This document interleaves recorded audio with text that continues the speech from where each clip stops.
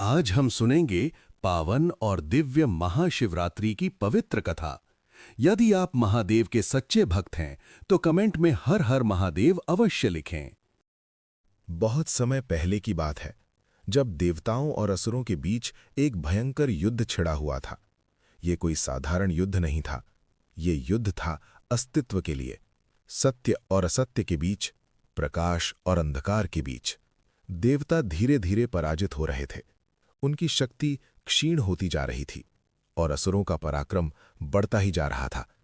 तब ब्रह्मा जी और विष्णु जी सभी देवताओं के साथ मिलकर कैलाश पर्वत की ओर चले। वे जानते थे कि केवल महादेव ही उन्हें इस संकट से बचा सकते हैं। जब वे कैलाश के शिखर पर पहुंचे तो देखा कि महादेव गहन ध्यान में लीन है। ब्रह्मा जी ने विनम्र स्वर में कहा, हे देवाधिदेव महादेव, हम आपकी शरण में आए हैं। संपूर्ण संसार संकट में है, असुरों का अत्याचार बढ़ता जा रहा है, केवल आप ही हमारी रक्षा कर सकते हैं। किंतु शिवजी ध्यान में ही लीन रहे, मानो उन्हें बाहरी संसार की कोई खबर न हो। सभी देवताओं ने मिलकर प्रार्थना की, फिर भी वे नहीं जागे। तब सभी देवता माता पार्वती के पास गए और सारी व्यथा सुनाई। माता पार्वती महादेव के पास गईं, उनके सीने पर हाथ रखा और धीरे से बोली, हे आदिदेव, ये संसार आपकी ही सृष्टि है। यदि आप इसकी रक्षा नहीं करेंगे तो कौन करेगा? माता की करुण वाणी सुनकर महादेव ने धीरे धीरे अपनी आंखें खोली। उन्होंने चारों ओर देखा और सब कुछ समझ गए। महादेव बोले, मैं जानता हूं कि संसार संकट में है, लेकिन इसका समाधान युद्ध में नहीं, समुद्र मंथन में है। देवताओं और असुरों को मिलकर क्षीर सागर का मंथन करना होगा। वहीं से अमृत निकलेगा जो सभी समस्याओं का समाधान होगा। फिर आरंभ हुआ महान समुद्र मंथन। मंदाराचल पर्वत को मथनी बनाया गया और वासुकी नाग को रस्सी। एक ओर देवता और दूसरी ओर असुर खड़े हुए। मंथन प्रारंभ हुआ। सबसे पहले समुद्र से 14 रत्न निकले, कामधेनु गाय, ऐरावत हाथी, देवी लक्ष्मी और अनेक दिव्य रत्न। किंतु अचानक समुद्र से निकला भयानक हलाहल विष।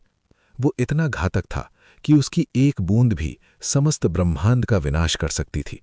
उसकी ज्वाला से समुद्र उबलने लगा, आकाश नीला पड़ गया और उसकी दुर्गंध से प्राणी व्याकुल हो उठे।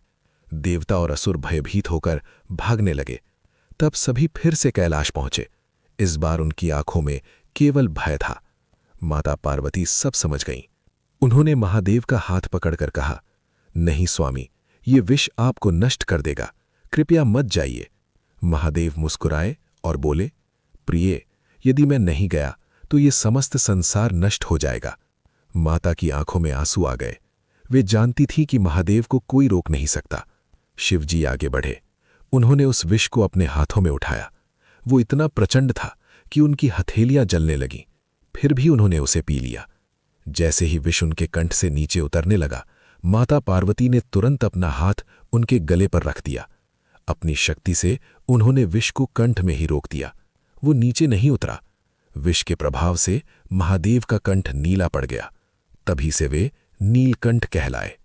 विष की तीव्रता से उनका शरीर तपने लगा। तब ब्रह्मा जी ने कहा, हमें इनके शरीर को शीतल करना होगा।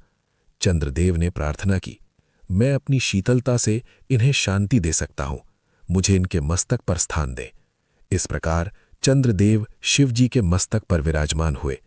फिर गंगा माता प्रकट हुईं और बोली, हे प्रभु, मैं आपकी जटाओं में प्रवाहित होकर आपको शीतलता और पवित्रता प्रदान करूंगी। इस प्रकार गंगा भी उनकी जटाओं में विराजमान हुई। पूरी रात माता पार्वती ने शिवजी की सेवा की। उनके शरीर पर चंदन का लेप लगाया। उनके प्रेम और सेवा से महादेव ने विष को वश में कर लिया। प्रातःकाल जब सूर्य उदित हुआ, शिवजी पूर्णतः शांत थे। वे उठे, त्रिशूल हाथ में लिया और कैलाश शिखर पर तांडव नृत्य करने लगे। ये कोई साधारण नृत्य नहीं था, ये था सृष्टि और संहार का दिव्य तांडव। देवता, ऋषि मुनि, किन्नर सभी उस अद्भुत नृत्य को देखने लगे। तब ब्रह्मा जी बोले, हे महादेव, ये रात्रि अत्यंत पवित्र है, इसे सदा के लिए स्मरणीय बनाया जाए। प्रत्येक वर्ष इस रात्रि को महाशिवरात्रि के नाम से मनाया जाए। शिवजी ने कहा, तथास्तु। लेकिन याद रखो, ये केवल एक रात्रि नहीं है, ये जागरण की रात्रि है, साधना की रात्रि है।